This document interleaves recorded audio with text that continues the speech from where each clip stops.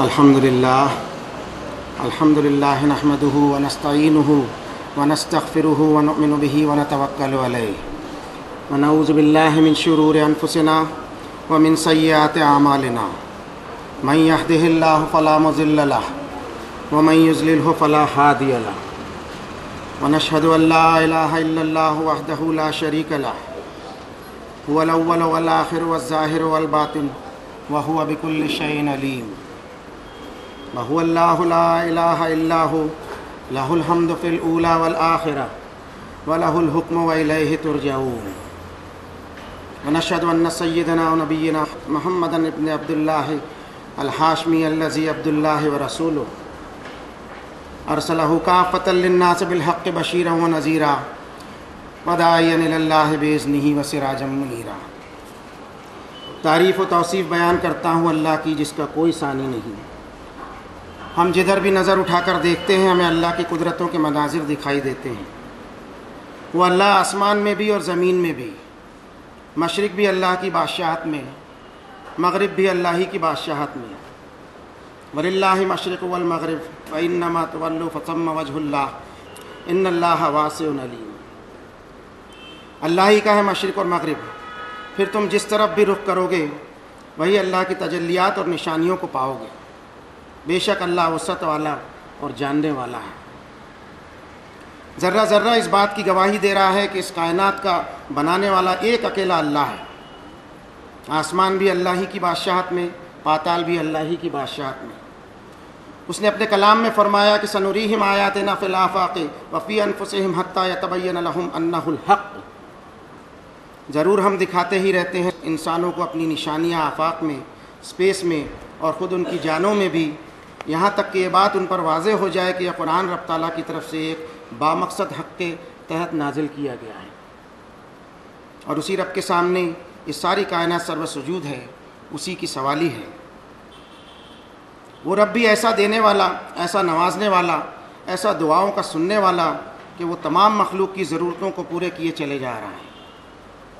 وَآتَاكُم مِّن كُلِّ مَا سَأَلْتُمُوهُ وَإِن تَعُدُّوا نِعْمَتَ اللَّهِ لَا تُحْصُوهَا إِنَّ الْإِنسَانَ لَظَلُومٌ كَفَّارٌ۔ آسمانوں اور زمین کا وہ ایک اکیلا بادشاہ، اس کا کوئی وزیر نہیں، اس کا کوئی پارٹنر نہیں، اس کا کوئی مددگار نہیں، اس کا کوئی شریک نہیں، اس کی کوئی مثال نہیں دی جا سکتی، اس کا کوئی مقابل نہیں، اس جیسا پوری کائنات میں کوئی ہو ہی نہیں سکتا، نہ اس کے پہلے کچھ نہ اس کے بعد کچھ۔ قبل کل شیء لا الہ الا اللہ، بعد کل شیء لا الہ الا اللہ۔ وہ ابتدا سے پاک، انتہا سے پاک، زمانے سے پاک، اس پر کوئی زمانہ اثر انداز نہیں ہو سکتا۔ وہ رنگ سے پاک، نیند سے پاک، کھانے سے پاک۔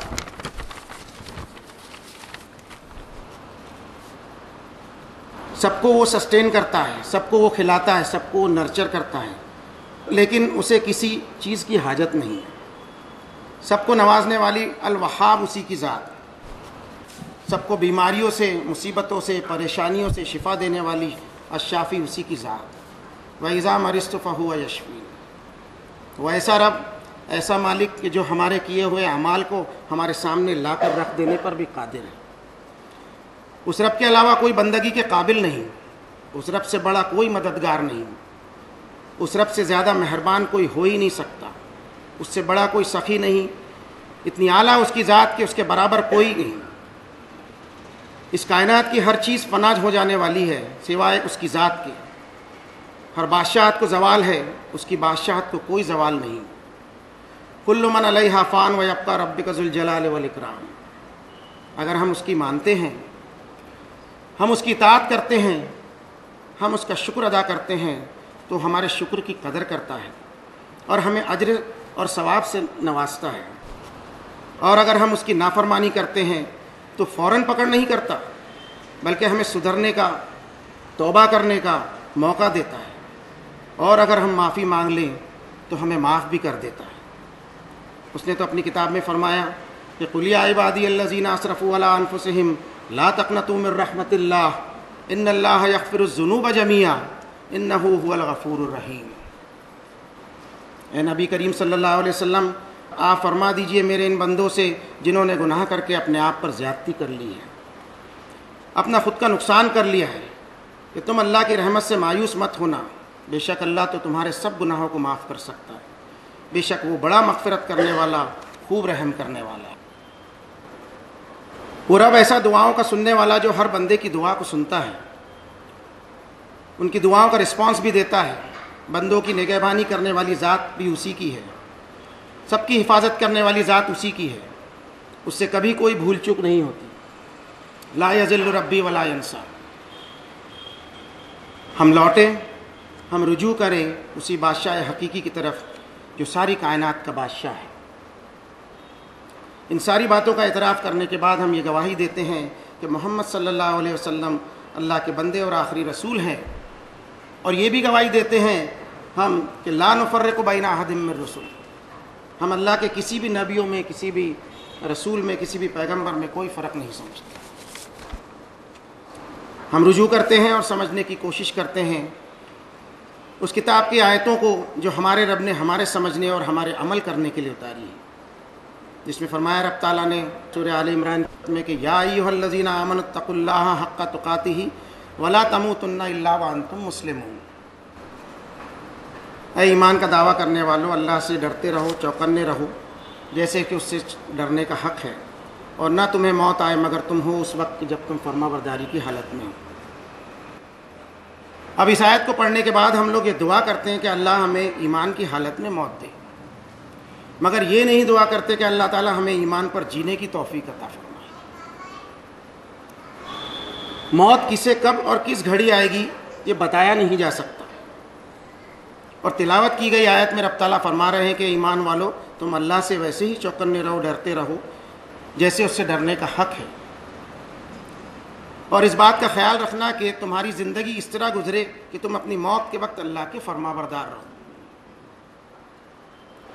آج ہم اپنے آپ کو مسلم کہتے تو ضرور ہیں، لیکن واقعی کیا مسلم کہلانے کے لائق ہمارے اعمال ہیں؟ مسلمانوں میں ہمیں کچھ لوگ ایسے بھی دکھائی دیتے ہیں جو سال میں صرف 2 مرتبہ نماز ادا کرتے ہیں، اور تو کچھ لوگ ایسے بھی ملیں گے جو ہفتے میں 1 بار مرتبہ نماز ادا کرنے مسجد میں آتے ہیں، یعنی جمعے کی نماز پڑھتے ہیں، اور کچھ لوگ ایسے بھی ہیں جو 5 وقتہ نمازی ہیں، اور ہر کوئی اپنے آپ کو مسلمان کہتا ہے، لیکن حقیقت میں مسلم کہلائے جانے کا حق تو وہی لوگ ادا کرتے ہیں جو اپنی زندگی کا ہر ایک لمحہ، ہر پل، ہر منٹ، ہر سیکنڈ ایماندارانہ طریقے سے اللہ کی فرما برداری میں گزارتے ہیں۔ اللہ تعالیٰ کو ایسا مومن چاہیے جو ہر لمحہ مومن ہو، ہر پل مومن ہو، ہر سانس مومن ہو، ایسا مومن جس کے ہاتھ، جس کی زبان سے لوگوں کو تکلیف نہ پہنچے، جس کی ذات لوگوں کے لیے رحمت ہو، جس سے لوگ ملنا چاہیں، بات کرنا چاہیں، اس کے پاس بیٹھنا چاہیں، اپنے دکھ سکھ کی بات شیئر کرنا چاہیں۔ ہم سب اپنا خود کا محاسبہ کریں، اپنے گریبان میں جھانک کر دیکھیں کہ کیا واقعی ہمارے اندر یہ خوبیاں ہیں؟ اگر ہیں تو ہم زمین پر بھی مومن ہیں اور آسمان پر بھی، اور اگر ہمارے اندر یہ خوبیاں نہیں ہیں اور یہ بھلائیاں نہیں ہیں تو ہم دنیا والوں کو تو یہ کہہ سکتے ہیں کہ مومن ہیں، مسلم ہیں، لیکن ہم اللہ کے رجسٹر میں مسلم اسی وقت ہو سکتے ہیں جب یہ ساری کوالٹیز ہمارے میں ہو۔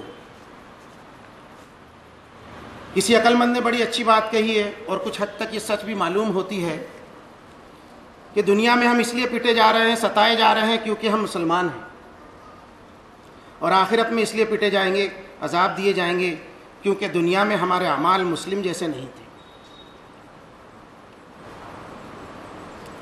اور اسلامی ممالک کے تعلق سے یہ بات بھی مشہور ہے کہ ہمیں وہاں مسلمان تو ضرور دکھائی دیں گے، لیکن اسلامی تعلیمات پر عمل کرنے والے مسلم ہمیں نہیں دکھائی دیتے۔ یہ ہماری ٹریجڈی رہی ہے، ہم نے صرف اسلامی لباس کو، اپنے حلیے کو، اپنے آؤٹر ڈیکوریشن کو اسلام سمجھ لیا، جبکہ اسلام صرف لباس کا نام نہیں ہے، بلکہ اسلام نام ہے سچ بولنے کا، ایماندارانہ زندگی گزارنے کا، صحیح طریقے سے ویوہار کرنے کا، وعدہ پورا کرنے کا، لوگوں کو سلامتی اور امن فراہم کرنے کا، صبر کرنے کا، ایمانداری کا، اپنے آپ کو اپنے مالک، اپنے خالق کے غلامی میں دینے کا۔ آج ہمیں سماج میں اسلامی لباس پہنے ہوئے مسلمان تو دکھائی دیتے ہیں، لیکن ایماندارانہ زندگی گزارنے والے مسلم بہت کم دکھائی دیتے ہیں۔ ہم کہنے کو تو ضرور مسلم ہیں، لیکن اسلام ہمارے پاس میں نہیں ہے، اور اسلام ہمیں ملے گا کہاں سے؟ ہمیں صرف اللہ تعالیٰ کی کتاب سے ملے گا۔ اللہ تعالیٰ نے ایک نیکی کی لسٹ دی ہے ہمیں سورہ بقرہ کی 177 نمبر کی آیت میں۔ فرمایا اللہ تعالیٰ نے کہ لیس البر ان تولوا وجوہکم قبل المشرق والمغرب ولکن البر من آمن باللہ والیوم الآخر والملائکۃ والکتاب والنبیین وآتى المال على حبه ذوي القربى والیتامى والمساکین وابن السبیل والسائلین وفی الرقاب وأقام الصلاة وآتى الزکاة والموفون بعہدہم اذا عاہدوا والصابرین فی البأساء والضراء وحین البأس اولئک الذین صدقوا وَأُولَئِكَ هُمُ الْمُتَّقُونَ۔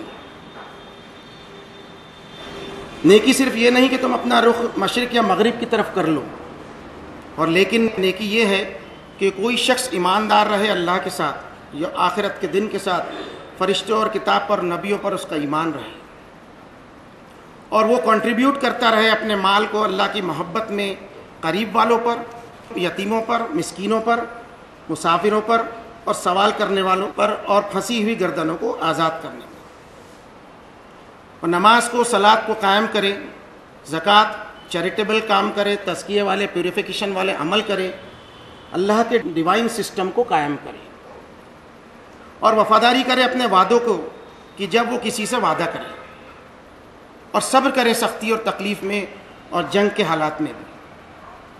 یہی وہ لوگ ہیں جنہوں نے اپنے ایمان کو اپنے عمل سے سچ کر دکھایا، اور یہی لوگ متقی اور پرہیزگار ہیں۔ یہ لسٹ قرآن شریف میں دی ہوئی ہے۔ ہم میں سے ہر ایک اپنے آپ کو چیک کرے کہ کیا ہم اس لسٹ کو فالو کر رہے ہیں، اس پر ہمارا عمل ہے یا نہیں۔ اگر نہیں ہے تو آج سے ہی ہم اس پر عمل کرنا شروع کر دیں۔ اللہ تعالیٰ کا فرمان ہے کہ جب اس طرح کے لوگ جو اپنا ہر عمل اللہ کی رضا اور آخرت کی جواب دہی کے تحت کرتے ہوں، تو ان کے لیے آخرت کے دن جنت انتہائی قریب کر دی جائے گی، اور ان سے کہا جائے گا کہ داخل ہو جاؤ اس جنت میں جس کا تم وارث بنائے گئے ہو، کیونکہ تم نے ایسے اعمال کیے تھے۔ ہر قسم کے رنج و غم، فکر و آفت سے محفوظ ہو کر اس جنت میں داخل ہو جاؤ، تمہارے لیے اس میں ہوگا جو تم پسند کرو گے، جو تم چاہو گے، اور ہمارے پاس تمہارے لیے اس سے بھی مزید دیا جاتا رہے گا۔ ایسی سدا بہار جنتیں جس کا تصور بھی کسی نفس نے نہیں کیا ہوگا، ایسی جنت جس کی نعمتوں کے بارے میں کسی کے دل میں خیال تک نہ گزرا ہوگا۔ رب تعالیٰ فرماتے ہیں کہ ایسی سدا بہار جنت کے تعلق سے کہ فلا تعلم نفس ما اخفی لهم من قرۃ اعین جزاء بما كانوا يعملون۔ کوئی نہیں جانتا، کوئی نفس یہ نہیں جانتا کہ کیا سیکرٹ رکھا ہے، کیا پوشیدہ رکھا ہے اس کے رب نے ان کی آنکھوں کی ٹھنڈک کے لیے۔ یہ انعام دیا جائے گا انہیں ان کے نیک اعمال کا جو وہ کیا کرتے تھے۔ لیکن آج ہمارے ذہن میں بات سما گئی ہے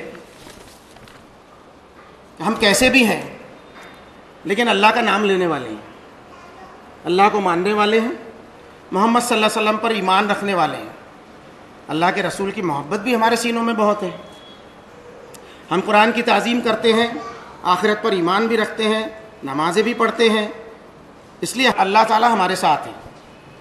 ہم جیسے بھی ہیں لیکن مسلمان ہیں، اس لیے ہماری بخشش ہو جائے گی، اور کسی نہ کسی دن جنت میں ضرور داخل کیے جائیں گے۔ یہ تو وہی قول ہے، وہی باتیں ہیں اور وہی دعوے ہیں جو یہود اور نصارہ کرتے تھے ہم سے پہلے، اور قرآن شریف میں اللہ تعالیٰ نے اس کا بیان بھی کیا ہے کہ یہ عیب ہم میں نہ پنپنے پائے، لیکن افسوس کی بات ہے کہ یہ عیب بھی ہم میں پنپ گیا۔ اللہ تعالیٰ نے فرمایا وَقَالُوا لَن يَدْخُلَ الْجَنَّةَ إِلَّا مَنْ كَانَ هُودًا أَوْ نَصَارَىٰ تِلْكَ أَمَانِيُّهُمْ قُلْ هَاتُوا بُرْهَانَكُمْ إِن كُنتُمْ صَادِقِينَ۔ اور انہوں نے کہا کہ ہرگز داخل نہیں ہوگا جنت میں مگر وہی جو یہود اور نصارہ ہوگا۔ یہ ان کی فضول کی بکواس ہے، خیالی باتیں ہیں، ان کی خواہشیں ہیں، یہ ان کی جھوٹی تمنائیں ہیں۔ اے نبی صلی اللہ علیہ وسلم، آپ ان سے کہیں کہ لے آؤ تم اپنی دلیل کو اگر تم سچے ہو۔ آج ہم بھی تو یہی کہتے ہیں کہ مسلمانوں کے علاوہ کوئی جنت میں نہیں جائے گا، جبکہ ہمیں معلوم ہونا چاہیے کہ رب تعالیٰ دنیا کے نظام کو ایک قانون، ایک سسٹم کے تحت چلا رہے ہیں، جسے قرآن شریف نے سنت کہا ہے، فلن تجد لسنت اللہ تبدیلا ولن تجد لسنت اللہ تحویلا۔ رب تعالیٰ فرماتے ہیں کہ تم اللہ کے سسٹم کو، اللہ کی سنت میں، اس کے قانون میں کوئی تبدیلی نہیں پاؤ گے۔ غیر قوموں تک، یا یوں کہیں ہم کہ ان کانوں تک جنہوں نے اللہ کے کلام کو سنا نہیں ہے، ان تک اللہ کی کتاب، اس کے پیغام کو پہنچانے کی ذمہ داری رب تعالیٰ نے ایمان والوں پر ڈالی ہے۔ اپنی زبان سے، اپنے کردار سے، اپنے ویوہار سے، اپنے معاملات سے، اپنے لین دین سے، اپنی سیرت سے لوگوں کو بتایا جائے کہ اس کائنات کا خالق و مالک، اس کائنات کو چلانے والا ایشور ایک اکیلا اللہ ہے، ایک اکیلا پرمیشور ہے، اور وہ ہم سے کس طرح کی زندگی چاہتا ہے۔ لیکن آج یہ کام نہیں ہو رہا ہے، باقی سارے کام ہو رہے ہیں۔ آج ہم دین کے نام پر لوگوں تک صرف اسلامی فیشن کو پہنچا رہے ہیں، جبکہ رب تعالیٰ نے فرمایا کہ ھذا بلاغ للناس ولینذروا بہ، اس قرآن کو پہنچا دو لوگوں تک، جس کو وون ہونا ہوگا، جس کو چوکنے ہونا ہوگا، وہ چوکنا ہو جائے گا۔ آج دین کے نام پر سب کچھ پہنچایا جا رہا ہے، لیکن قرآن مجید نہیں پہنچایا جا رہا، اور اسی وجہ سے اللہ کے عذاب کے ہم مستحق ہو رہے ہیں۔ عذاب تو ہم پر آئے گا ہی، اور آ بھی رہا ہے، اور ہم دیکھ بھی رہے ہیں کہ ہم دین کے داعی بنے پھرتے ہیں اور عمل ہمارے کافرانہ ہیں۔ ہم راستوں پر نعرے لگاتے ہیں محمد صلی اللہ علیہ وسلم کے امتی ہونے کے، لیکن ہم عمل سے خالی ہیں۔ ناپ تول کی کمی کرتے ہیں ہم، لوگوں کا دھوکہ دینا ہمارے لیے ہنر بن چکا ہے، شراب جوئے جیسے حرام کاموں میں ہماری امت گرفتار ہے، اور ہم انتظار ہیں کہ دوسری قوموں پر اللہ کا عذاب آئے۔ اصل عذاب تو دنیا میں مسلمانوں پر آئے گا، جیسا کہ ہم سے پہلے یہودی یعنی بنی اسرائیل پر آیا تھا، کیونکہ وہ بھی ہم سے پہلے کے مسلم ہی تھے۔ جب تک حضور صلی اللہ علیہ وسلم کی بعثت نہیں ہوئی تھی، تب تک وہی مسلم تھے اس زمین پر، جو کہ حضرت آدم علیہ السلام سے لے کر حضرت عیسیٰ علیہ السلام تک سب نبیوں پر ایمان رکھتے تھے، تورات اور انجیل پر ایمان رکھتے تھے، لیکن جب وہ اپنی نافرمانیوں سے باز نہیں آئے تو ان پر عذاب آیا۔ اللہ ان سے ناراض ہوا اور ان سے نبوت اور رسالت کو چھین لیا۔ وہ اللہ کی کتابوں پر ایمان رکھتے تھے، اللہ کے نبیوں کو بھی مانتے تھے، لیکن اپنی کہی گئی بات پر عمل نہیں کیا کرتے تھے۔ اس لیے اللہ ان پر ناراض ہوا اور اللہ نے ان کو زمین میں بکھیر دیا۔ اللہ تعالیٰ ان پر غضبناک بھی ہوا، اور یہی بات اللہ تعالیٰ نے قرآن شریف میں بھی سوال کیا ایمان والوں سے بھی کہ یا ایھا الذین آمنوا لم تقولون ما لا تفعلون کبر مقتا عند اللہ ان تقولوا ما لا تفعلون۔ اے ایمان والو، تم ایسی باتیں کہتے کیوں ہو جس پر تمہارا عمل نہیں ہو؟ بڑی ناپسند ہے اللہ کو تمہاری ایسی بات جس پر تم خود عمل نہیں کرتے۔ اللہ کے غضب کو، اللہ کے غصے کو بھڑکانے والی یہ بات ہے کہ ہم ایسی بات کہتے ہیں جس پر ہمارا خود کا عمل نہ ہو۔ اور آج ہم پر جو عذابات آئے ہوئے ہیں اس کی اصل وجہ یہی ہے، کیونکہ ہم اللہ کی نظر میں دوہرے مجرم ہیں۔ کافروں نے تو انکار کر دیا کہ ہم اللہ کو نہیں مانتے، ہم اس کے رسول کو بھی نہیں مانتے اور اس کی کتاب کو بھی نہیں مانتے۔ اسی طرح ہم جنت اور جہنم کو اور حساب کتاب کو بھی نہیں مانتے کہ ایسا کچھ ہونے والا نہیں ہے۔ لیکن ہم تو مسلم ہیں، ہم ایمان کا دعویٰ بھی کرتے ہیں، اللہ پر، کتاب پر، رسول پر، آخرت پر، جنت اور جہنم پر ایمان رکھنے کا دعویٰ کرتے ہیں۔ روزانہ دن میں 5 مرتبہ مسجد میں اس بات کی گواہی دیتے ہیں کہ اللہ کے سوا کوئی معبود نہیں اور محمد صلی اللہ علیہ وسلم اس کے رسول ہیں۔ اور پھر فجر سے لے کے عشاء تک کے پڑھی جانے والی تمام نمازوں میں کئی بار اس بات کا اقرار کرتے ہیں کہ ایاک نعبد و ایاک نستعین، اے اللہ، اے ہمارے رب، ہم تیری ہی عبادت کرتے ہیں، تیری ہی بات مانتے ہیں اور تجھی سے مدد مانگتے ہیں۔ اور اس اقرار کے بعد دن میں تقریباً 150 مرتبہ ہم اللہ کے حکم کو توڑتے بھی ہیں۔ 5 وقت کی نماز پڑھنے والا تو ایک دن میں تقریباً 23-24 مرتبہ بار بار کہتا ہے کہ ہم تیری ہی عبادت کرتے ہیں اور تجھی سے مدد مانگتے ہیں، اور پھر مسجد کے باہر نکلنے پر ہم جو کام کرتے ہیں وہ عمل ہمارے اس قول کے برخلاف ہوتے ہیں جو ہم رب کو کہہ کر آتے ہیں۔ ہمارا کام یہ تھا کہ ہم اللہ کے دین کا ایک نظام، ایک سسٹم لوگوں کے سامنے پیش کرتے ہیں، دنیا کے سامنے ایک ماڈل پیش کر کے بتاتے اپنے اعمال سے، جیسا حضور اقدس صلی اللہ علیہ وسلم نے اپنی ذات میں ایک رول ماڈل انسانوں کو پیش کیا۔ لقد کان لکم فی رسول اللہ اسوۃ حسنہ، اللہ کے رسول نے اپنے قول اور عمل سے لوگوں کے سامنے ایک بہترین نمونے زندگی کو پیش کر کے دکھایا کہ اس طرح سے اللہ کے دین پر عمل پیرا ہوا جاتا ہے۔ ہم بھی اپنے عمل سے لوگوں کو بتائیں کہ اللہ کا دین کیا ہے اور اس پر عمل کیسے کیا جانا چاہیے۔ صرف زبان کی لفاظیوں سے کچھ ہونے والا نہیں جب تک اس پر عمل کر کے نہیں دکھایا گیا۔ بات کو اسی دعا پر ختم کرتے ہیں کہ ربنا لا تزغ قلوبنا بعد اذ ہدیتنا وہب لنا من لدنک رحمہ انک انت الوہاب رب اغفر لی ولوالدی وللمؤمنین یوم یقوم الحساب۔ بارک اللہ لنا ولکم فی القرآن العظیم ونفعنا وإیاکم بالآیات والذکر الحکیم انہ تعالی جواد کریم ملک بر رؤوف رحیم۔ اقول قولی ھذا واستغفر اللہ لی ولکم ولسائر المؤمنین فاستغفروہ انہ هو الغفور الرحیم۔